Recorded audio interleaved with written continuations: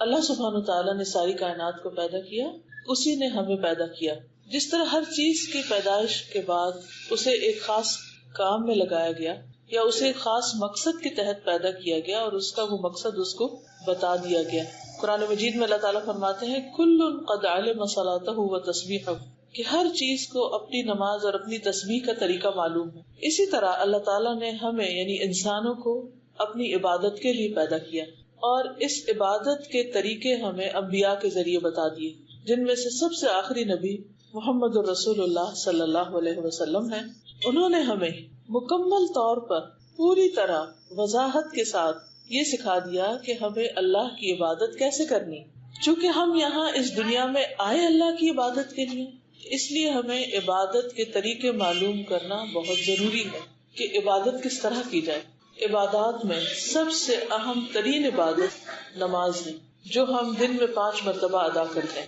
قیامت کے دن سب سے پہلا حساب، سب سے پہلا سوال بھی نماز کے بارے میں ہوگا. کیا واقعی صحیح طور پر ادا کی، وقت پر ادا کی، اور سب سے بڑھ کر یہ کہ خشوع و خضوع کے ساتھ ادا کی یا نہیں. اگر کسی کی نمازیں درست ہوں گی تو اس کے باقی سارے اعمال بھی اپنی جگہ پر آ جائیں گے، یعنی باقی حساب بھی آسان ہو جائے گا. لیکن اگر نماز درست نہیں تو باقی اعمال فائدہ نہ دے گی. اس لیے ہم سب کو اچھی طرح نماز کے طریقے کو سیکھ لینا چاہیے. نماز میں پڑھتے کیا ہیں اس کی عبارت درست پڑھنی آنی چاہیے. نماز میں ایکشنز کیا ہیں وہ صحیح طور پر کرنے آنے چاہیے. اور پھر یہ بھی معلوم ہونا چاہیے کہ صحیح اور غلط کا معیار کیا ہے، اور وہ ہے کہ ہماری نماز رسول اللہ صلی اللہ علیہ وسلم کی نماز سے کتنا قریب ہے، ظاہری طور پر بھی اور باطنی طور پر بھی. اور اگر نہیں تو اس حد تک ہمیں علم حاصل کرتے رہنا چاہیے کہ ہماری نماز آپ کی نماز کے قریب ترین ہو جائے. کیونکہ آپ صلی اللہ علیہ وسلم نے فرمایا صلو کما رأیتمونی اصلی، تم اس طرح نماز پڑھو جیسے مجھے دیکھتے ہو کہ میں نماز پڑھتا ہوں. یعنی یہ معیار بتا دیا گیا، کرائیٹیریا بتا دیا گیا کہ ایسی نماز چاہیے. جیسے ایک سیمپل دیا جاتا ہے نا کسی کو کچھ منگوانے کے لیے، اور بتایا جاتا ہے کہ اس طرح کی چیز لانا، پھر تمہارا جو تم لاؤ گے وہ اپروو ہوگا یا تمہیں اس کے اوپر آرڈر ملے گا. اگر وہ اس سیمپل کے مطابق نہیں چیز لاتا تو اس کا آرڈر کینسل کر دیا جاتا ہے یا اس کو دیا ہی نہیں جاتا.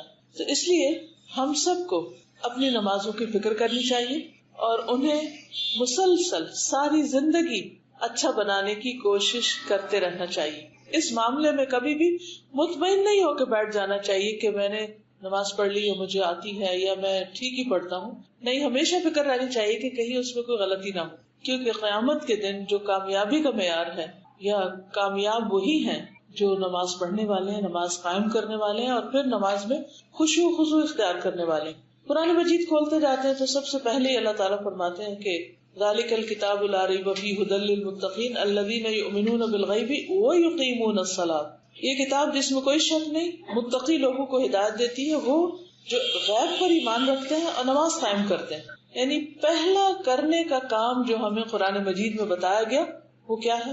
نماز کی ادائیگی، درست ادائیگی. اور پھر آخر میں اس کے فرمایا اولئک علی ھدی من ربہم واولئک ھم المفلحون. یہی لوگ اپنے رب کی طرف سے آئی ہوئی ہدایت پر ہیں اور یہی لوگ فلاح پانے والے ہیں. واولئک ھم المفلحون. تو گویا کامیاب وہ ہیں جو نماز قائم کرتے ہیں. سورۃ المؤمنون کی پہلی آیت میں فرمایا قد افلح المؤمنون الذین هم فی صلاتهم خاشعون.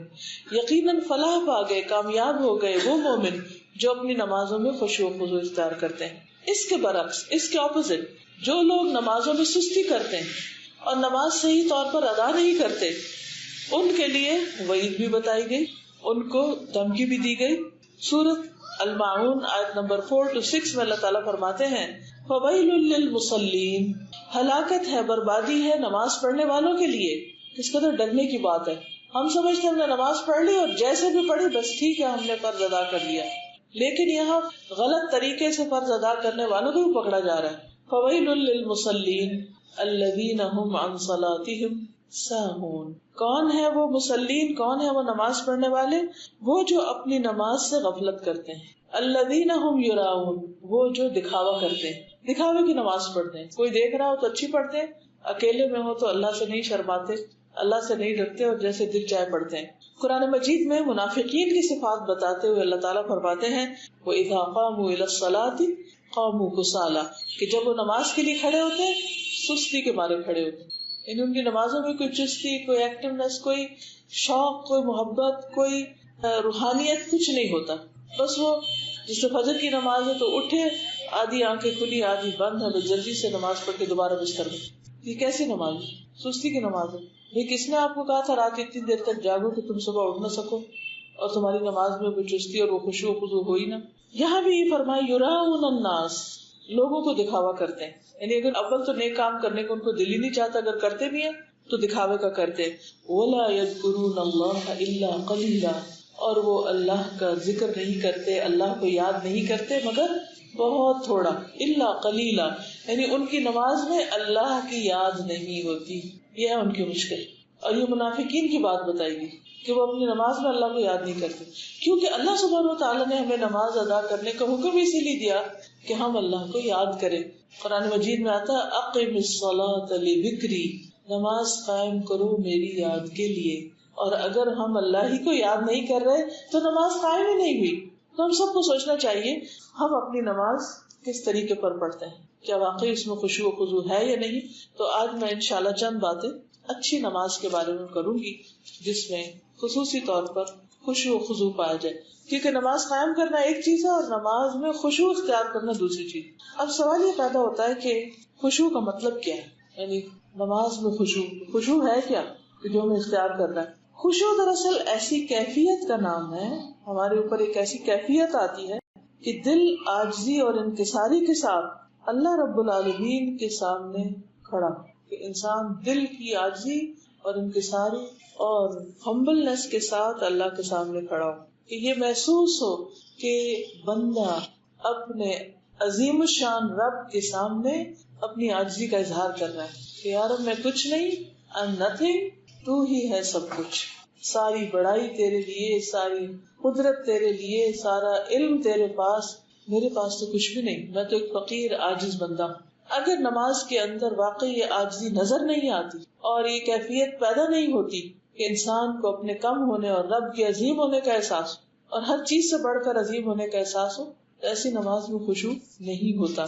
اصل میں بات یہ کہ اللہ تعالیٰ نے جب ابلیس کو حکم دیا کہ وہ آدم کو سجدہ کرے تو اس نے انکار کر دیا، ابا واستکبر، اور تکبر کیا، وکان من الکافرین، اور انکار کرنے والوں میں شامل ہو گیا، اور پھر اللہ سبحانہ وتعالیٰ کو بلیم کرنے لگا. بہرحال اس کو غصہ اس بات کا تھا کہ یہ انسان جس کی وجہ سے میرا یہ مقام گر گیا، اب میں اس کو نہیں چھوڑوں گا. تو اللہ تعالیٰ سے اس نے فوراً مہلت مانگی کہ مجھے قیامت تک زندگی دی جائے تاکہ میں انسان اور انسان کی اولاد کو بھٹکاؤں. اور اسی موقع پر اس نے کہا تھا ثم لآتینہم من بین ایدیہم ومن خلفہم وعن ایمانہم وعن شمائلہم ولا تجد اکثرہم شاکرین. میں ان کے آگے سے بھی آؤں گا، ان کے دائیں طرف سے آؤں گا، ان کی بائیں طرف سے آؤں گا اور ان کے پیچھے سے آؤں گا، اور تو ان کی اکثریت کو شکر گزار نہیں پائے گا. اور یہ جو کیفیت ہے آگے سے آنے کی، دائیں بائیں پیچھے، یہ ہر نماز میں آپ محسوس کر سکتے کہ شیطان ہر طرف سے آ کے آپ کو مختلف طرح کے خیالات ڈالتا ہے. اب اچھا ہوتا کہ آپ شروع کیا، کوئی بات دل میں آئی، آپ نے اس کو جھٹکا اور پھر لگے پڑھنے، 2 لفظ ابھی پڑھے نہیں تو ایک اور بات آ گئی، اچھا اس کو جھٹکا نہیں تو دوسری ایک اور آ گئی، اس کو نہیں تو تیسری ایک اور آ گئی، اور اتنے میں آپ کے رکوع کا ٹائم ہو گیا، وہاں کچھ نئے سلسلے شروع ہو گئے، اور سجدہ کیا تو کچھ اور اس طرح انسان مسلسل ایک اسٹرگل میں اور ایک جدوجہد میں رہتا ہے، اور بعض اوقات تو اسے بھول بھی جاتا ہے کہ اس نے جدوجہد کرنی اور اس پر کیا کیا حملے ہو رہے ہیں، اور وہ اللہ کو نہیں یاد کر رہا، باقی دنیا کی ہر چیز کو یاد کر رہا ہے. تو یہ ایک بہت بڑا امتحان ہے ہم سب کے لیے. اس لیے ہمیں بارہا اپنے آپ کو یاد دہانی کراتے رہنا چاہیے کہ ہمیں اپنی نماز کو بہت عمدہ طریقے سے پڑھنا ہے. عثمان بن ابو العاص کہتے ہیں کہ انہوں نے نبی صلی اللہ علیہ وسلم کی خدمت میں حاضر ہو کر عرض کیا، اے اللہ کے رسول صلی اللہ علیہ وسلم، شیطان میری نماز اور قرات کے درمیان حائل ہوتا ہے اور مجھے قرآن بھلا دیتا ہے. انا للہ و انا الیہ راجعون. کیونکہ ہم میں سے ہر ایک کے ساتھ یہ ہوتا ہے. کئی دفعہ ایسا ہوتا ہے کہ ہم نماز میں کھڑے ہوتے ہیں، لمبی سورت شروع کرتے ہیں، اور وہ سورت جو ہمیں فر آتی ہے وہ بھولنے لگتی ہے، اٹکنے لگتی ہے، اور کہتے چلو اللہ اکبر. رسول اللہ صلی اللہ علیہ وسلم نے فرمایا، وہ شیطان ہے جسے خنزب کہا جاتا ہے. جب تم ایسی بات محسوس کرو تو اس سے اللہ کی پناہ مانگ لیا کرو اور اپنے بائیں جانب 3 مرتبہ تھوک دیا کرو، چھٹکار دیا کرو ایسے. بس میں نے ایسے ہی کیا تو شیطان مجھ سے دور ہو گیا. اس کے بعد وہ نہیں بھولے.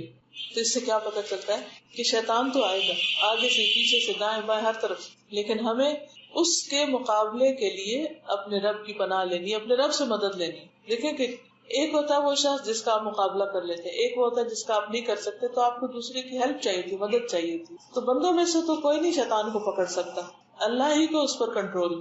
تو انسان اللہ کی پناہ لے، اللہ کی مدد لے. اور نبی صلی اللہ علیہ وسلم کے بتائے ہوئے طریقے کے مطابق نماز کے اندر ہی 3 دفعہ بائیں طرف رک کر کے تھتکار دے تو وہ دور ہو جائے گا. نبی صلی اللہ علیہ وسلم نے فرمایا اس امت میں سب سے پہلے خشوع ختم ہوگا، حتیٰ کہ تمہیں ایک بھی خشوع والا آدمی نظر نہ آئے گا. یعنی اس طرح ختم ہو جائے گا خشوع نمازوں میں سے کہ لوگ نماز پڑھتے تو نظر آئیں گے، لیکن ان کو دیکھ کے یہ نہیں لگے گا یہ اللہ کے سامنے کھڑے ہیں.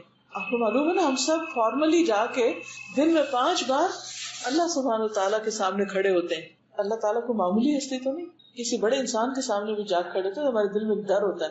اللہ کے سامنے اتنے نڈر ہو کے کھڑے ہوتے ہیں، کوئی خوف ہی نہیں ہوتا، کوئی فیلنگ ہی نہیں آتی. اور بس جیسے دل چاہتا کبھی اس ٹانگ پہ کھڑے ہو جاتے، کبھی اس پہ کھڑے ہوتے، کبھی کو جانے لگتے ہیں، دوپٹہ ہی بار بار ٹھیک کیے جاتے ہیں، کبھی کسی چیز کو دیکھنے لگتے ہیں، کبھی کچھ سننے لگتے ہیں، کبھی سوچنے لگتے ہیں یہ کس کے سامنے کھڑے ہیں، کیا حرکتیں ہو رہی ہیں. ہر محفل کی ایک تقاضا ہے نا. تو اسی طرح نماز کا بھی، اور نماز کے وقت اللہ کے سامنے کھڑے ہونے کا بھی ایک تقاضا ہے. پھر آپ دیکھیں کہ جو ہم سے مطالبہ کیا گیا خشوع کا، جس کا معنی ہوتا ہے دب جانا، جھک جانا، اپنی عاجزی اور انکساری کا اظہار کرنا، تو قرآن مجید میں خشوع کا لفظ کئی جگہ استعمال ہوا ہے. مثلا سورۃ طٰہٰ میں آتا ہے وَخَشَعَتِ الْأَصْوَاتُ لِلرَّحْمَٰنِ فَلَا تَسْمَعُ إِلَّا هَمْسًا، اور رحمان کے آگے سب آوازیں دب جائیں گی. یعنی اس وقت قیامت کے دن حقیقی معنی میں لوگ اللہ کے آگے دبے کھڑے ہوں گے. اس منظر کو یاد کر لیا کرے کہ قیامت کے دن میں کیسے کھڑا ہوں گا، کیا آج ویسے ہی ہو رہا. پھر اسی طرح پیغمبروں کی صفت یہ بتائی گئی وَيَدْعُونَنَا رَغَبًا وَرَهَبًا وَكَانُوا لَنَا خَاشِعِينَ، وہ ہمیں رغبت اور خوف سے پکارتے تھے اور وہ ہمارے لیے عاجزی کرنے والے تھے. اللہ کے جو مقرب نیک بندے ہوتے ہیں، پیغمبر ہوتے ہیں، ان کی نمازوں میں خشوع ہوتا ہے. اسی طرح سورۃ البقرہ میں فرمایا 45 وَإِنَّهَا لَكَبِيرَةٌ إِلَّا عَلَى الْخَاشِعِينَ، یہ نماز یقیناً بہت بھاری ہے، بہت بڑی ہے، مگر عاجزی کرنے والوں پہ نہیں. ان کو نماز مشکل نہیں لگتی، بلکہ وہ اس میں انجوائے کرتے، انہیں پتہ بھی نہیں چلتا کہ کتنا وقت گزر گیا. تو خشوع کا بیسیکلی مطلب ہے کہ اللہ کے سامنے نماز میں عاجزی سے کھڑے ہونا، پوری طرح ادب کے ساتھ، احترام کے ساتھ، فرما برداری کے ساتھ، کیونکہ اسی میں ہماری فلاح ہے، اسی میں ہماری کامیابی ہے.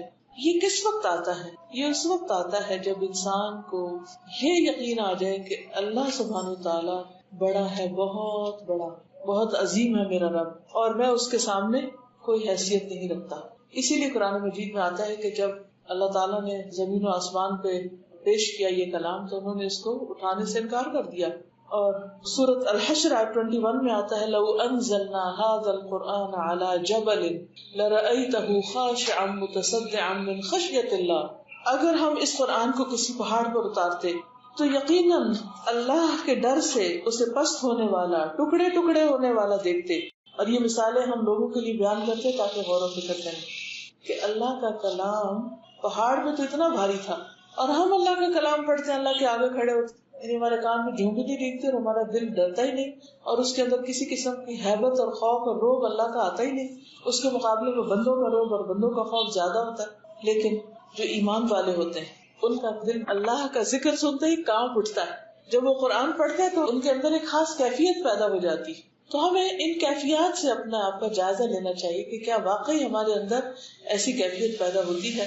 کیونکہ نماز ہو یا غیر نماز، اللہ سبحانہ وتعالیٰ نہ ہمارا لباس دیکھتا ہے، نہ ہماری شکلیں دیکھتا ہے، بلکہ وہ ہمارا دل دیکھتا ہے اور ہمارے اعمال دیکھتا ہے کہ ہم کرتے کیا.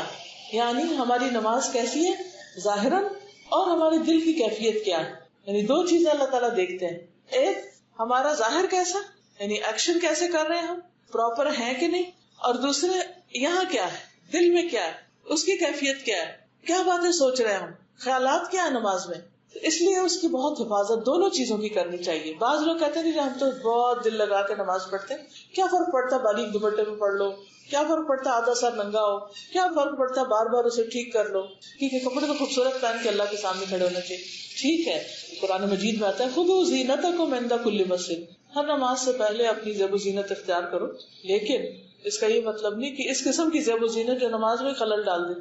ایسا زیور ہو یا ایسا کپڑا ہو کہ جس کو پہن کے انسان سیلف کانشیس رہے اور نماز کی طرف توجہ نہ جائے یا نماز میں خلل ڈال دے، تو وہ کس کام کا، جس نے ہمیں ہمارے رب سے دور کر دیا، اور اللہ تعالیٰ تو وہ دیکھ بھی نہیں رہا، یعنی دیکھ نہیں رہا، یعنی اس کو پسند بھی نہیں کہ جو چیز ہمیں اس کی راہ سے دور کرے۔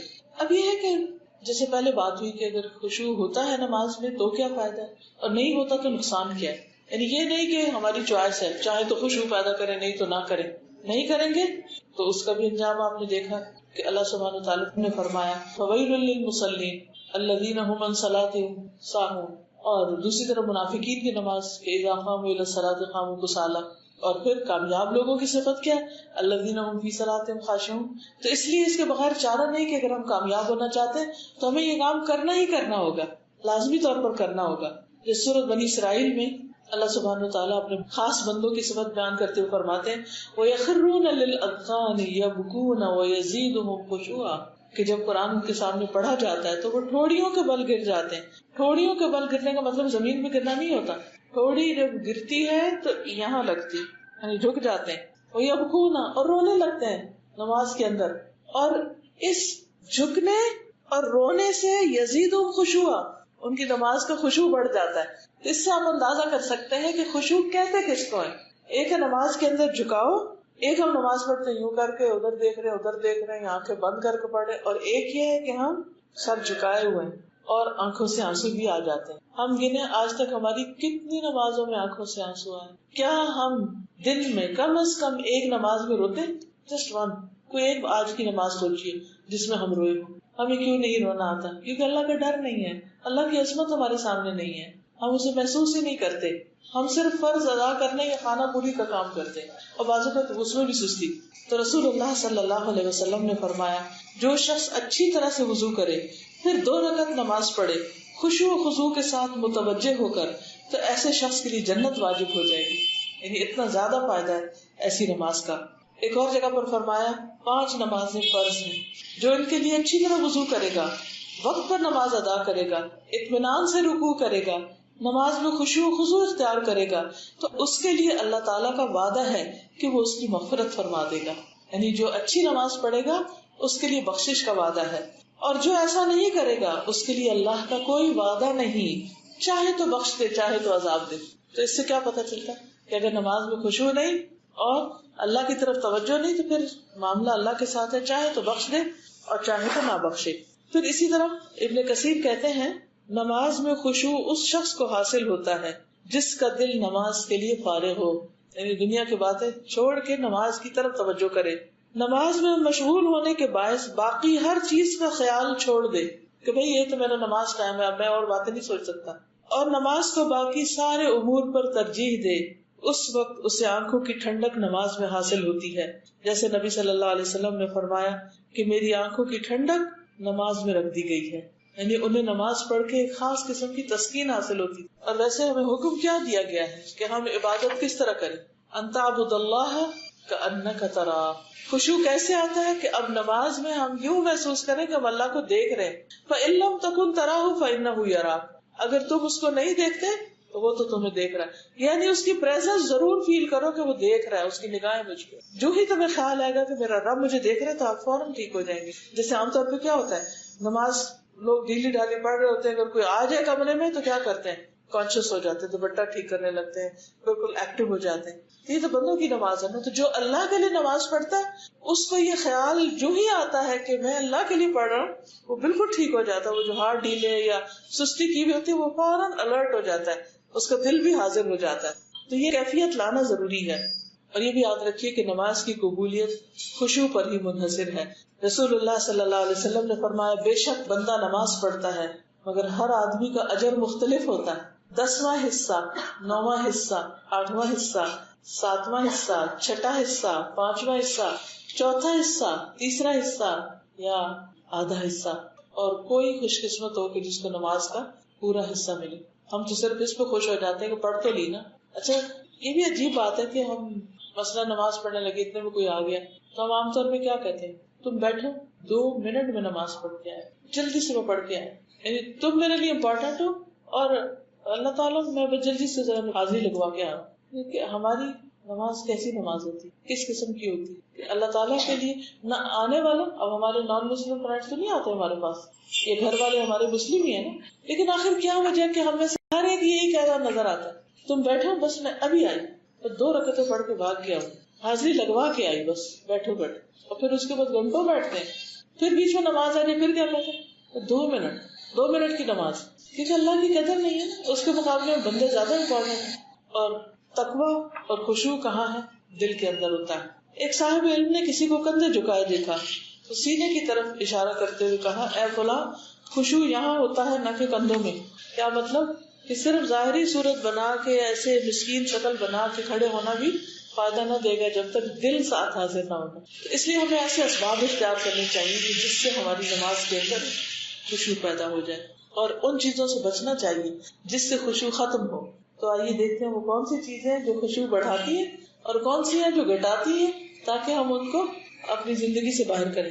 سب سے پہلے اللہ کی معرفت. جتنی اللہ کی پہچان ہوگی اتنا اللہ کا ڈر ہوگا، جتنا اللہ کا ڈر ہوگا اتنی نماز اچھی ہوگی. انما یخشی اللہ من عبادہ العلماء. پھر اسی طرح اللہ سے دعا کرنا کہ اللہ تو ہمیں خشوع عطا فرما. پھر اسی طرح نماز کا ثواب معلوم ہونا کہ جو ہم کرنے جا رہے ہیں اس کا کیا فائدہ ہے. حدیث میں آتا ہے بے شک اللہ تعالیٰ کا ایک فرشتہ ہر نماز کے وقت پکارتا ہے اے آدم کی اولاد اپنی اس آگ کی طرف اٹھو جسے تم نے جلایا ہے اسے بجھا ڈالو. یعنی ہر 2 نمازوں کے بیچ میں انسان سے ایسے ایسے گناہ ہو جاتے ہیں، کبھی ٹنگ سلپس ہوتی ہے، کبھی اور کسی کا دل دکھا دیتا ہے کہ وہ اس کے لیے آگ بھڑکا دیتے ہیں. تو نماز جب اچھی طرح انسان پڑھتا ہے تو جا کے اس آگ کو بجھاتا ہے. رسول اللہ صلی اللہ علیہ وسلم نے فرمایا بندہ جب نماز کے لیے کھڑا ہوتا ہے تو اس کے سارے گناہ لا کر اس کے دونوں کندھوں پہ رکھ دیے جاتے ہیں. یعنی پچھلی نماز سے اب تک جو غلط کام کیے وہ سارے لا کے یہاں رکھ دیے جاتے ہیں کندھوں پہ. ہمیں تو نظر نہیں آتے لیکن چونکہ نبی صلی اللہ علیہ وسلم نے بتایا ہے تو اس لیے ہم اس پر یقین رکھتے ہیں. پھر جب بندہ رکوع کرتا ہے یا سجدہ کرتا ہے تو وہ گناہ نیچے گر جاتے ہیں. رسول اللہ صلی اللہ علیہ وسلم نے فرمایا کہ نماز کو اس کے وقت پر ادا کرو. اس سے یہ پتہ چلتا ہے کہ اگر خشوع خضوع لانا ہے نماز میں تو اول وقت نماز پڑھے جس وقت انسان پوری طرح حاضر ہوتا ہے. رسول اللہ صلی اللہ علیہ وسلم نے فرمایا جب ایک شخص اچھی طرح وضو کرتا ہے پھر مسجد کا راستہ نکلتا ہے یعنی مسجد کے راستے پہ چلتا ہے اور سوائے نماز کے اور کوئی دوسرا ارادہ اس کا نہیں ہوتا تو ہر قدم پر اس کا ایک درجہ بڑھتا ہے، ایک گناہ معاف کیا جاتا ہے. اور جب نماز سے فارغ ہو جاتا ہے تو فرشتے اس وقت تک اس کے لیے برابر دعائیں کرتے رہتے ہیں جب تک وہ اپنے مصلی پہ بیٹھا رہے. کہتے ہیں اے اللہ اس پر اپنی رحمت نازل فرما، اے اللہ اس پہ رحم فرما، اور جب تک تم انتظار کرتے رہو گویا تم نماز ہی میں مشغول ہو. اس سے بھی پتہ چلتا ہے کہ خشوع کے لیے ضروری ہے کہ نماز سے پہلے تھوڑی دیر اچھی طرح اطمینان کے ساتھ انسان تیاری کرے اور جب ختم ہو جائے نماز تو پھر تھوڑا اطمینان اور سکون کے ساتھ وہاں سے اٹھے. اور جب کوئی ایسا کرتا ہے تو اللہ تعالیٰ ایک فرشتہ اپوائنٹ کر دیتے ہیں، وہ اس کے لیے دعائیں کرتا رہتا ہے. پھر اسی طرح یہ کہ خشوع و خضوع کے لیے ضروری ہے کہ جسمانی نظافت، طہارت، صفائی ستھرائی کا خیال رکھا جائے اور ایسی تمام چیزوں سے مثلاً ایسی چیز کھانے سے پرہیز کیا جائے جس سے انسان کی توجہ دل کی طرف ہونے کی بجائے پیٹ کی طرف ہو.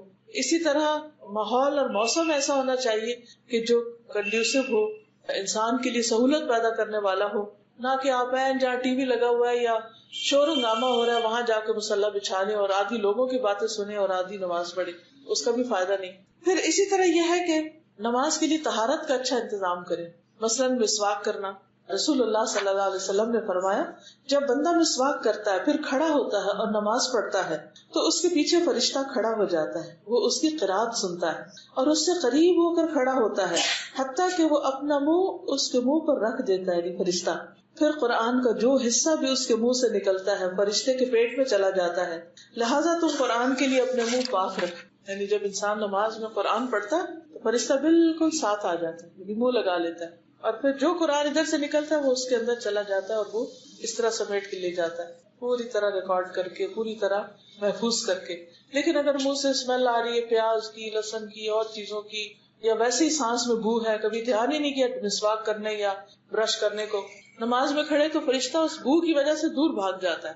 تو اس لیے ہمیں اس چیز کا بھی خیال کرنا چاہیے کہ ہمارے دانت صاف ہیں یا نہیں، یا ہمارا معدہ تو نہیں خراب کہ جس کی وجہ سے اسمیل جو ہے وہ ہر سانس کے ساتھ باہر آ رہی ہے، تو وہاں کہاں فرشتے آئیں گے. پھر اسی طرح لباس باپردہ ہو، ساتر ہو، پاک ہو. کیونکہ جب کوئی انسان نماز پڑھتا ہے اور جیسے عورت کی نماز ہے تو اس کا کوئی بال ننگا نہیں ہونا چاہیے، اس کے کان ننگے نہیں ہونے چاہیے، اس کی گردن ننگی نہیں ہونی چاہیے، اس کے ہاتھوں کے علاوہ باقی بازو وغیرہ ننگے نہیں ہونے چاہیے، اس کے ٹخنے ننگے نہیں ہونے چاہیے. تو آپ دیکھیے کہ جب یہ سب کچھ صحیح طور پر ڈھکا نہیں ہوتا تو نماز آپ پڑھے بھی تو اس میں خشوع و خضوع نہیں آتا، آئے بھی تو اس کا فائدہ نہیں، کیونکہ آپ نے شرائط پوری ہی نہیں کی.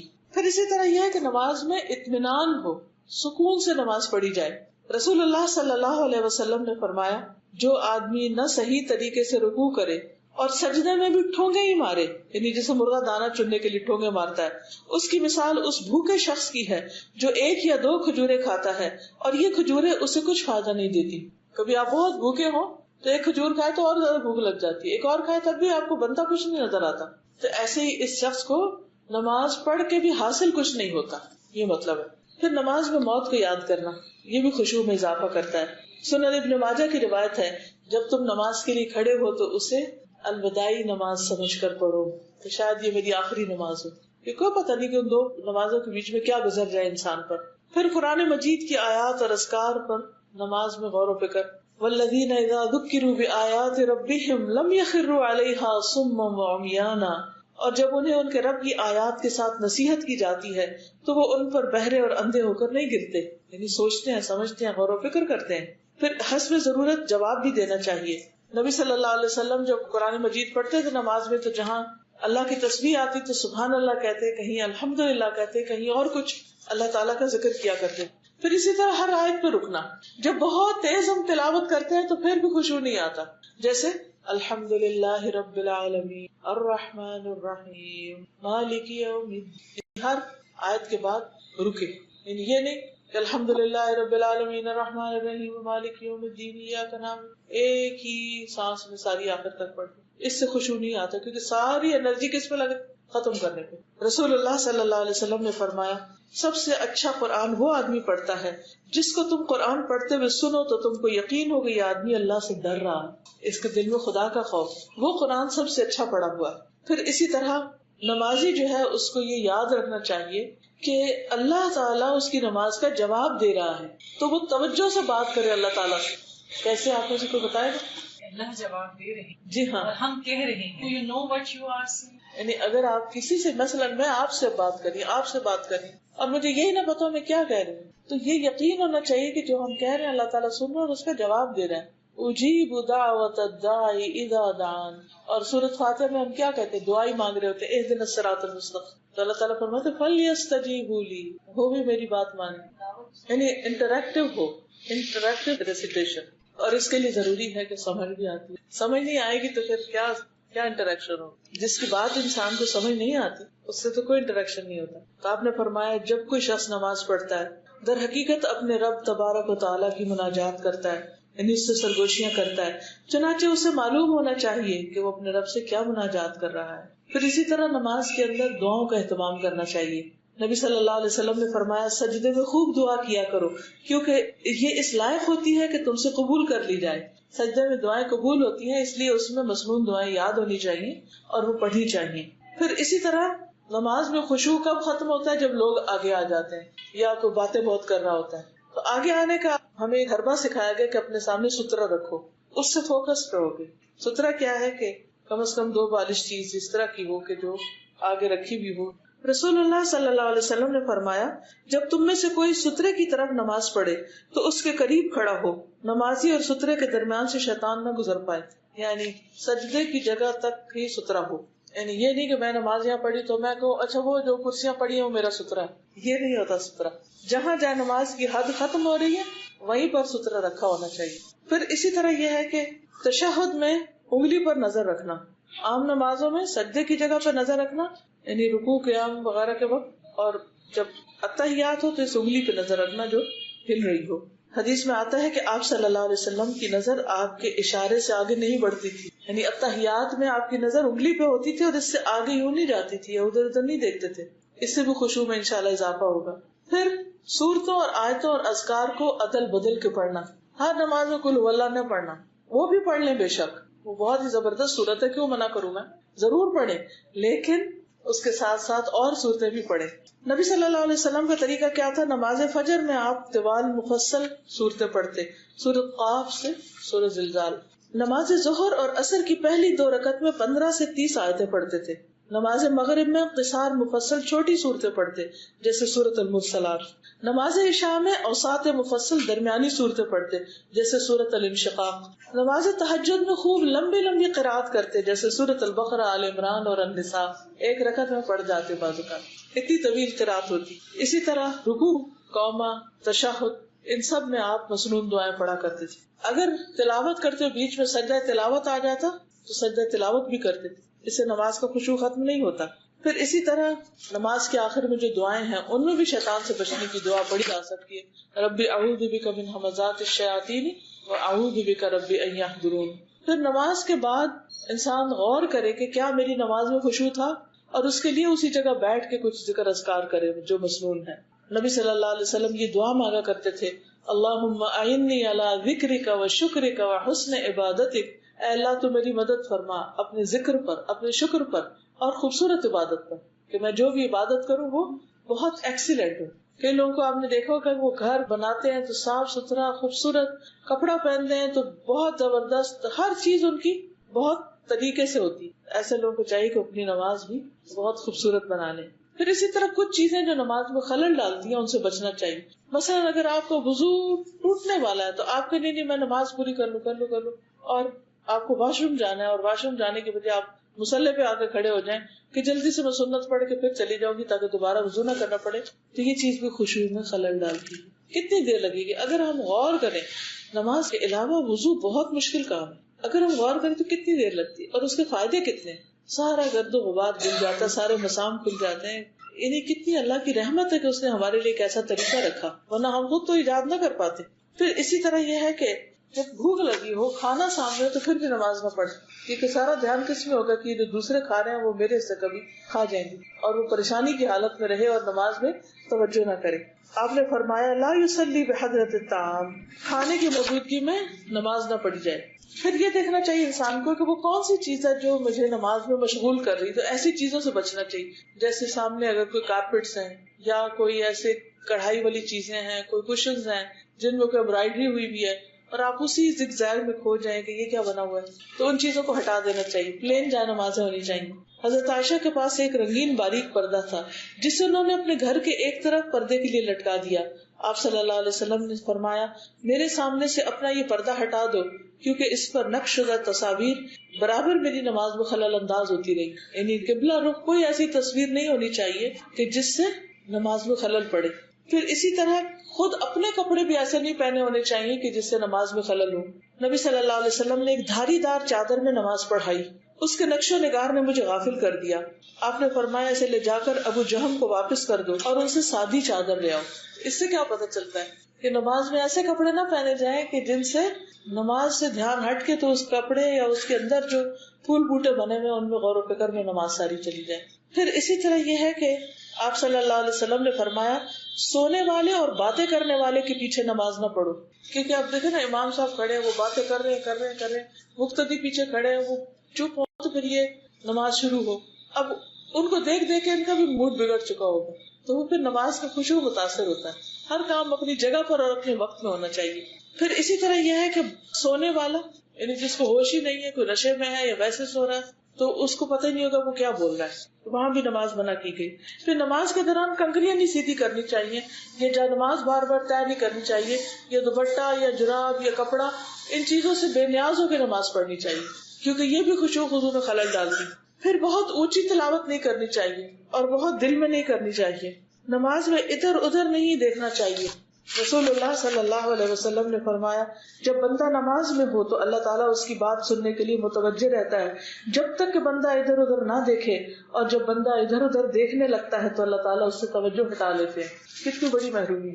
حضرت عائشہ رضی اللہ تعالیٰ عنہا نے نماز میں ادھر ادھر دیکھنے والے کے بارے میں پوچھا.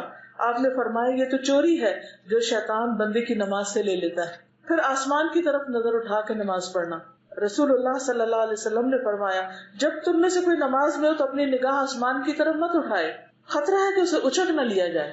تو منع کیا کہ تمہارا ہونا چاہیے، لیکن اس میں حکمت ضرور کوئی ہوگی، وہ انسان غور و فکر کرے پڑے تو بات سمجھ میں آ جاتی ہے. یعنی آپ بڑے کے سامنے ویسی نظریں کھاتے ہیں نہ، بڑے اوپر اٹھ کے جب نماز پڑھتے ہیں.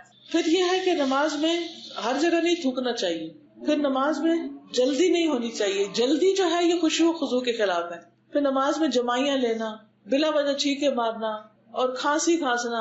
ہم کسی مجلس میں ہوتے ہیں انسان کی تو کھانسی کنٹرول کرتے کیوں؟ ہاں، اور یہ کہ دوسرے کی جس کے پاس بیٹھے اس کے لیے ٹھیک نہیں. تو یا تو ہم کسی سے پھر ملتے نہیں اس دوران جب ہمیں کھانسی ہو، یا پھر اگر ملے تو ہم سوری کرتے ہیں، معذرت کرتے ہیں اور ایک طرف جا کے کھانس لیتے ہیں. کیوں؟ اس کے احترام میں. اسی طرح اللہ تعالیٰ کا اتنا بھی احترام نہیں کہ ہم نماز میں پڑھیں اور کھانسی نہیں بھی آ رہی تو کھانس رہے. تو یہ سب شیطانی حربے ہوتے ہیں جو ہمیں ہمارے مقصد سے ہٹانا چاہتا ہے، یعنی اللہ کی یاد سے. پھر اسی طرح جمائی آ رہی تو اس کو حق الوسع روکنا چاہیے. پھر نماز میں کولے پہ ہاتھ رکھ لینا، یعنی بجائے اس کے کہ انسان اپنے سینے پر ہاتھ باندھے یا رکوع پراپر طریقے سے کرے، وہ کیا کرے؟ یوں کر کے کھڑا ہو جائے. یہ کولے ہوتے ہیں، ان پہ ہاتھ رکھ کے کھڑا ہو جائے. یہ ایک بہت ریلیکسنگ پوزیشن ہوتی ہے، تو نماز میں اس طرح کرنے سے منع کیا گیا. پھر جانوروں کی مشابہت اختیار کرنا. آپ صلی اللہ علیہ وسلم فرمایا کہ کوئی کتے کی طرح نماز میں پڑھے کہ اس کے ہاتھ آگے زمین کے ساتھ پورے ایسے لیٹے ہوئے، یعنی اٹھائے، کیونکہ جب لیٹ کے پڑھتے ہیں تو وہ خشوع ہی نہیں آتا پوری طرح. اسی طرح فرمایا کہ نماز میں کوے کی طرح ٹھونگے مارنے سے یا جانور کی طرح پھیل کر بیٹھنے سے، یا کہ کوئی شخص مسجد میں کسی جگہ خاص کر لے جیسے کہ اونٹ خاص کر لیتا ہے، تو یہ بھی طریقہ درست نہیں. ایک ہی جگہ نماز پڑھنا، ایک ہی شخص کے ساتھ نماز پڑھنا، اس سے منع کیا گیا ہے. جگہ بدلنی چاہیے. پھر اسی طرح ابو ہریرہ کہتے ہیں کہ مجھے میرے دوست رسول اللہ صلی اللہ علیہ وسلم نے 3 چیزوں کی وصیت کی اور 3 سے منع کیا. نمبر 1 مرغ کی طرح ٹھونگے مارنے سے کہ نماز جلدی پڑھنے سے. نمبر 2 کتے کی طرح پاؤں آگے پسار کر بیٹھنے سے. اور نمبر 3 لومڑی کی طرح بار بار ادھر ادھر دیکھنے سے. سب جانوروں سے تشبیہ دی گئی. پھر آپ دیکھیے کہ جو خشوع ہے اس سے انسان کے اندر آخرت کی فکر پیدا ہوتی ہے اور اس کی عبادت جو ہے وہ قبول ہونے لگتی ہے، تو وہ دنیا کے بہت سے جھنجھٹوں سے آزاد ہو جاتا ہے.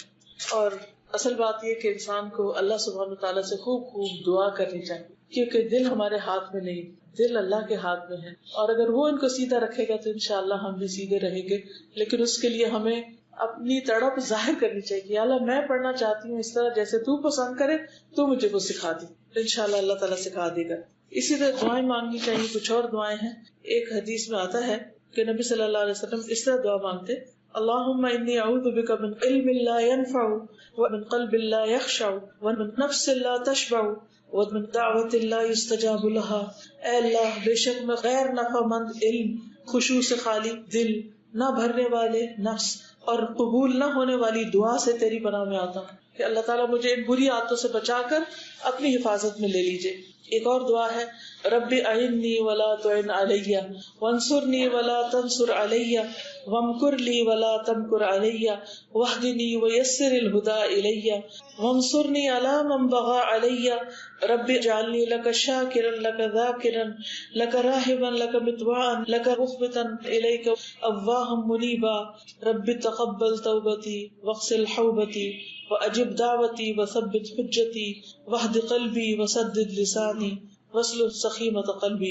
اگر بچپن میں یہ دعا بچوں کو یاد کرا دی جائے تو اس میں دین و دنیا کی بہت سی بلائیاں مانگی گئی کہ اے میرے رب، تو میری مدد فرما، میرے خلاف دوسروں کی مدد نہ کر، میرے حق میں تدبیر فرما، میرے خلاف تدبیر نہ فرمانا، مجھے ہدایت دے اور ہدایت کو میرے اوپر آسان فرما دے، اور جو مجھ پر زیادتی کرے اس پر میری مدد فرما. یعنی میں اس سے بدلہ نہیں لے سکتا، تو خود اس سے بدلہ لے. پروردگار مجھے اپنا شکر گزار بندہ بنا، اپنا ذکر کرنے والا بنا اور ڈرنے والا اور فرما بردار، اپنے سامنے عاجزی اور اپنے لیے آہذاری اور رجوع کرنے والا. اور یہ کتنی خوبصورت دعا ہے جو نبی صلی اللہ علیہ وسلم نے مانگی ہے. ہم ان سب چیزوں کے محتاج ہوتے ہیں. اور پھر آخر میں میرے دل کو رہنمائی فرما، میری زبان کو درستگی عطا فرما اور میرے دل کی گندگیوں کو دور فرما. یعنی وہ جو ادھر ادھر کی پولیشن لگ گئی اور اندر سب کچھ جمع ہو گیا ہے تو اس کو صاف کر دے، دور فرما دے. تو یہ تھی چند باتیں نماز میں خشوع سے متعلق. اگر آپ میں سے کوئی اور اپنا کوئی ٹپ ایڈ کرنا چاہے تو موسٹ ویلکم، کیونکہ ہر ایک کا اپنا اپنا تجربہ ہوتا ہے اور اس سے دوسرے کو فائدہ پہنچتا ہے. تو کوئی بتانا چاہے تو موسٹ ویلکم. میں سب سے پہلے حیران ہوئی بات ہوں، آج سے 19 سال امام صاحب دعا کروا رہے تھے اور وہ رو رہے تھے. انتہائی بد مزہ ہو. یہ کیوں رو رہے ہیں؟ کوئی مر گیا ہے، کسی کی دعا کروا رہے ہیں، کیا وجہ ہے؟ نہیں سمجھ آیا. دوسری بار میں حج پر گئی، میدان عرفات، پورا خطبہ سنا. اب وہ انوائرمنٹ ایسا ہوتا ہے, وہ ماحول ایسا ہوتا ہے, وہ تو اور کیفیت. اپنے گناہوں کی وجہ سے تو رونا آیا, پر وہ جو دعا مانگ رہے تھے وہ نہیں سمجھ آئے کہ یہ جو رو رہے ہیں یہ کیا کہہ کے رو رہے ہیں. پھر میں ابھی کچھ عرصے پہلے پھر عمرے کے لیے گئی, تو جب وہ روئے تو میں بھی روئی, کیونکہ اب جب انہوں نے پڑھا تو مجھے سمجھ آیا. پھر پتا چلا کہ دل اللہ نرم کیسے کرے. جب ہم کوئی آیت پڑھتے ہیں اور اس پر عمل نہیں کر رہے ہو یا ویسے نہیں ہوتے تو انسان اپنی نظروں کو توڑ رہا ہوتا ہے. بالکل دودھ کا دودھ اور پانی کا پانی. اب یہ ہے اللہ بہتر جانتا ہے, میں نہیں سمجھتی کہ اللہ شاید کچھ نہیں گزارتا ہوں. کوئی نہ کوئی آیت, کوئی نہ کوئی بات, کہیں نہ کہیں آنکھ میں. جب کوئی دوست ہے اس سے بات کرنے, کوئی ہمسایہ ہے اس سے بات کرنے, لوگ سندھ میں رہتے ہیں سندھی لوگوں سے بات کرنے, کسی کی پنجابی دوست ہے اس سے بات کرنے کے لیے ہم کوشش کرتے ہیں کہ تھوڑی بہت اس کی زبان سیکھ لیں, تاکہ جب ہم آپس میں گپ شپ کریں تو تھوڑا مزہ آئے. ہم continuously 5 times a day we are talking with the God. ہم اللہ سے بات کر رہے ہوتے ہیں اور اپنی ہی دعا مانگ رہے ہیں, ہمیں پتہ ہی نہیں ہے ہم کیا مانگ. ہمارا یہ المیہ ہے کہ ہمیں یہ تو تھوڑی بہت کوشش ہو جاتی ہے کہ جی ہم اسکول پیرنٹس میٹنگ میں جائیں گے, نہیں بھی تھوڑی سی پہلے انگلش کا کوئی کورس کر لیں, تاکہ جب ٹیچر پیرنٹس میٹنگ ہو تو ہمیں تھوڑی سی جی ہماری عزت میں کمی آ جائے کہ اس کی ماں انگلش ہی نہیں بول سکتی یا پراپر اردو کا ایکسنٹ ہی نہیں اچھا. ہم کوشش کرتے ہیں. میں سب سے یہی کہوں گی کہ پلیز تھوڑی سی ایفرٹ اللہ کے کلام کو جاننے کی, اللہ کی زبان کو جاننے کی. کیا ہمیں شوق نہیں ہے اس سے بات کریں؟ ہمارا وہ دوست بھی ہے نا, ہمارا مالک بھی ہے, ہمارا خالق بھی ہے, ہم اس کی زبان کیوں نہیں جانتے؟ اب دیکھیے کہ ہفتے میں ایک دفعہ بھی اگر آپ ٹائم نکالیں, دنیا کے سارے کام کرتے رہتے ہیں, ایک دفعہ بھی ٹائم نکالیں, کرتے کرتے ڈاؤن دا روڈ 3-4 سالوں میں آپ اچھا بھلا قرآن سمجھنے لگ گئے اور نمازوں کی حالت ہی بدل جائے گی انشاءاللہ. مانیے 2 سال بعد ہے اور مجھے اپنی اس کیفیت سے رونا آیا کہ مجھے کچھ تو سمجھ آیا. آج انشاءاللہ آپ کو ایک عربی کی ایک نظم ہے جس کا ترجمہ بہت ہی زبردست اور میننگ بہت اس کے اچھے ہیں. آپ سب کو ایک ایک پیپر دیتی ہوں, اپنے گھر لے جائیے اور اس کو سنبھال کے رکھیے, اور جب دل ذرا سخت ہونے لگے یا غافل ہونے لگے تو اس کو پڑھ لیجیے. تو یہ آپ سب کو تقسیم کر دیجیے. بڑے بڑے اور اس پہ وہ روتے ہیں تو یہ کہ اس میں کانسنٹریشن اور ان کی جو اتنی خوبصورت جو تلاوت ان سے تو یاد بھی نہیں آتا ہے, معنی بھی سمجھتے ہیں, اور پھر جو قرآن میں جب اس کو ڈسائڈ کرتے ہیں تو خوشی بھی بڑا نصیب ہے. تو یہ بھی ہے کہ میری سب سے ہے ریکویسٹ کی سنیں ضرور تلاوت. بالکل. اچھا یہ کہ میرے کتنی آواز سے اجازت ہے کہ اگر کوئی ڈسٹرب نہ ہو رہا ہو تو پھر ذرا اٹھیے, اتنا کہ آپ کے کان اپنے سن لیں. سب کو مل کے آپ میں سے جن لوگوں نے قرآن کا ترجمہ پڑھ لیا ان کے لیے ترجمہ بھی کچھ مشکل نہیں ہے. اذا ما قال لی ربی اما استحییت تعصینی, جب میرا رب مجھ سے پوچھے گا کیا میری نافرمانی کرتے ہوئے تمہیں حیا نہ آئی. اللہ تعالیٰ قیامت کے دن پوچھے گا کہ جب تم میری بات نہیں مانتے تھے تو تمہیں شرم نہیں آتی تھی. وَتُخْفِ الذَّنبَ عَنْ خَلْقِي وَبِالْعِصْيَانِ تَأْتِينِ, تم میری مخلوق سے اپنے گناہ چھپاتے تھے اور نافرمانی کر کے میرے پاس آتے ہو. یعنی بندوں سے تو تم ڈرتے ہو, ان سے تو حیا کرتے ہو, ان سے چھپ کے گناہ کرتے ہو, تم مجھ سے نہیں حیا کرتے, مجھ سے نہیں کرتے. فَكَيْفَ أُجِيبُ يَا وَيْحِي وَمَنْ ذَا سَوْفَ يَحْمِينِي, پھر کیسے میں جواب دوں گا, ہائے افسوس مجھ پر, کون مجھے بچائے گا. ومن, اور کون, ومن ذا سوف يحميني اسل النفس بالآمال من حين الى حين, میں وقتاً فوقتاً اپنے دل کو آرزوؤں کے ساتھ تسلی دیتا ہوں, یہ کوئی نہیں سب ٹھیک ہو جائے گا, اور باقی لوگ بھی کرتے ہیں, اور تم نے اتنے اچھے اچھے کام بھی تو ساتھ کیے ہوئے ہیں, کیا ہوا اگر تم نماز نہیں پڑھتی یا نماز میں تمہارے خشوع و خضوع نہیں, فکر کی کیا بات ہے. تو اپنے آپ کو میں تسلی دے دیتا ہوں.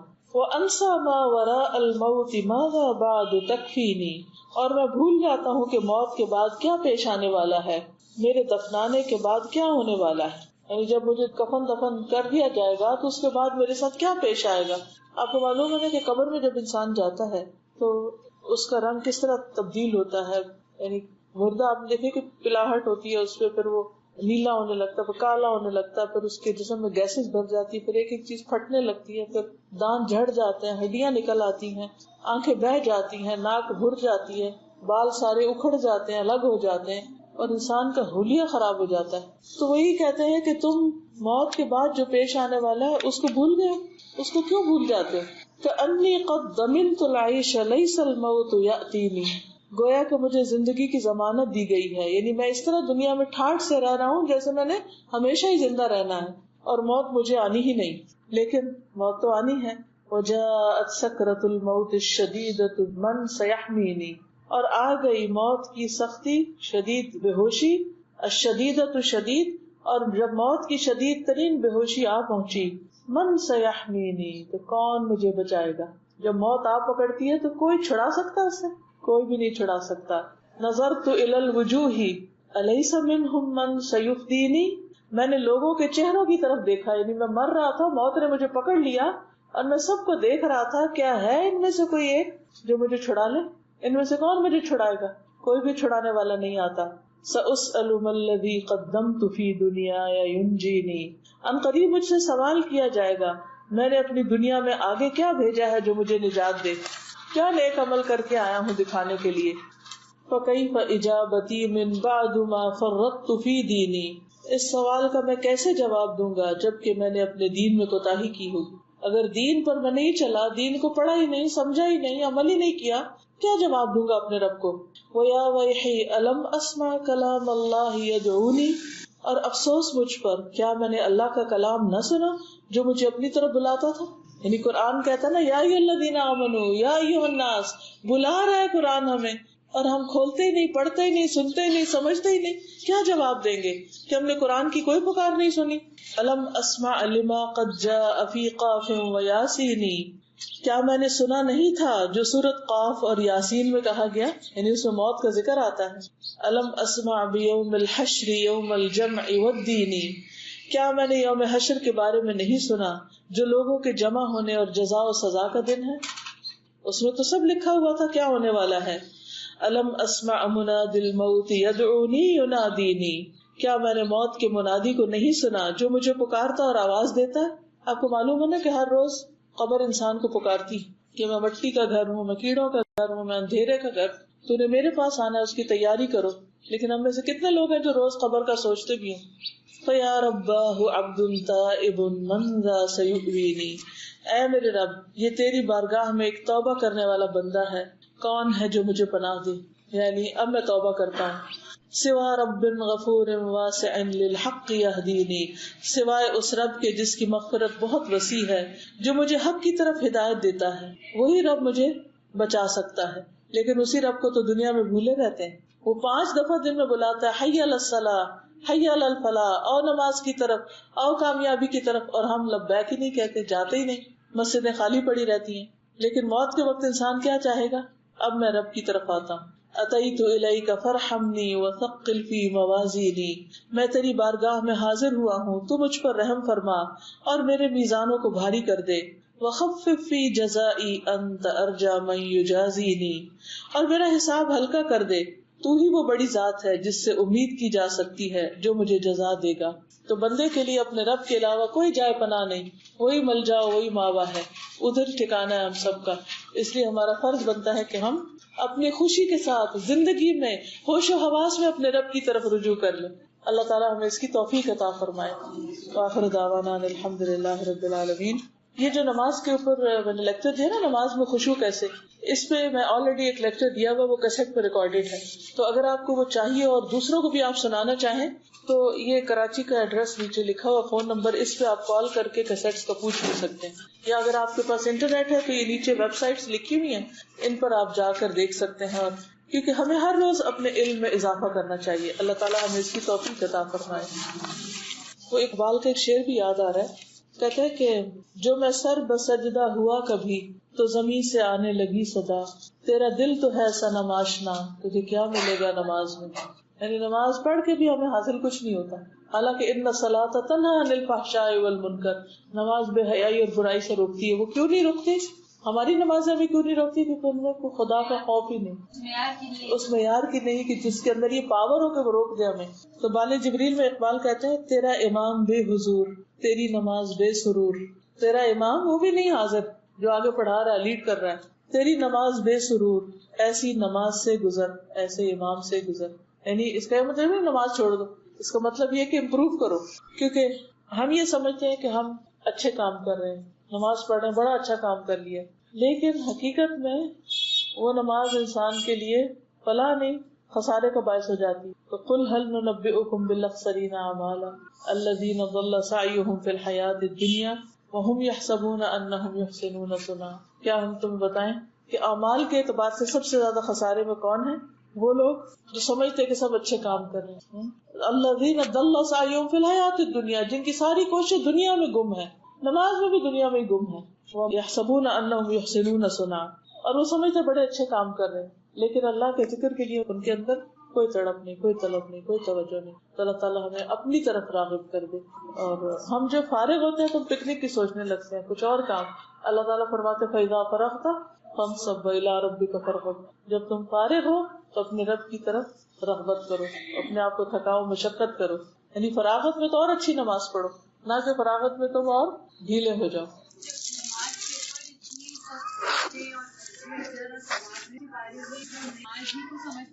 اگر خشوع نہ ہو نماز میں تو بھی پکڑ ہے، تو کہاں آپ سوچیے کہ جو نماز ہی نہ پڑھے وہ کیسے سمجھ کے بیٹھا ہوا ہے اطمینان سے کہ اللہ کو میری نماز کی ضرورت نہیں.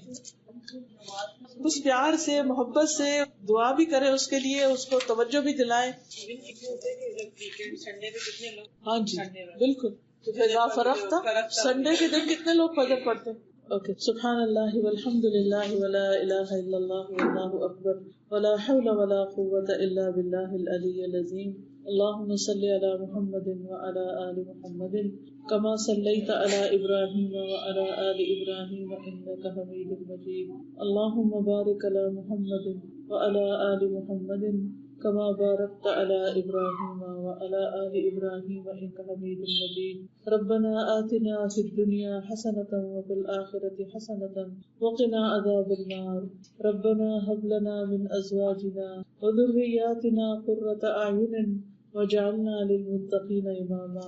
یا اللہ تو ہمارے گناہوں کو معاف کر دے، اللہ ہماری کوتاہیوں سے درگزر فرما. اللہ جو نمازوں میں بھول چوک ہم سے ہوئی ہے تو ہمیں معاف کر دے، اور آئندہ کے لیے بہترین نمازوں کی توفیق عطا فرما. یا اللہ ہمارے بچوں کو نمازی بنا، ہمارے شوہروں کو نمازی بنا. یا اللہ انہیں مسجدوں کی محبت عطا فرما. یا رب العالمین تو ہمارے دلوں میں اپنا خوف اور اپنی محبت پیدا کر دے، اور ہماری نمازوں میں خشوع و خضوع پیدا کر دے، ایسی نمازیں کہ جو واقعی ہماری آنکھوں کی ٹھنڈک بن جائیں. یا رب العالمین ہمیں مرتے دم تک نماز پر قائم رکھنا اور اپنی پسند کی نماز پڑھنے کی توفیق عطا فرمانا. یا اللہ ہمیں نماز کے جتنے بھی شرائط، آداب، ارکان ہیں ان سب کو پورا کرنے کی توفیق عطا فرما. یا اللہ تو ہماری دعاؤں کو قبول فرما. جتنی بہنیں آئی ہیں انہوں نے جو سنا ہے انہیں عمل کی توفیق دے، آگے پہنچانے کی توفیق عطا فرما. اس گھر پر اپنی خیر و برکت نازل فرما. یا اللہ انہیں اپنے دین کی بہترین خدمت کے لیے چن لے، ان کی اولادوں کو اپنی خدمت کے لیے چن لے. یا رب العالمین ہم سب کے بچوں کو نیک ہدایت عطا فرما. یا اللہ جو بھی ہمارے اہل و عیال، عزیز رشتہ دار سب فوت ہو چکے ہیں تو ان کی بخشش فرما. ہمارے والدین پر اپنی رحمت فرما. ہماری اولادوں کو ہماری آنکھوں کی ٹھنڈک بنا. یا اللہ تو ہمیں بہترین اخلاق عطا فرما. یا اللہ تو ہمیں بہترین حکمت اور سمجھ عطا فرما. ربنا تقبل منا انك انت السميع العليم وتب علينا انك انت التواب الرحيم. وصلى الله تعالى على خير خلقه محمد وعلى آله واصحابه واهل بيته اجمعين برحمتك يا ارحم الراحمين. سبحانك اللهم وبحمدك اشهد ان لا اله الا انت استغفرك واتوب اليك.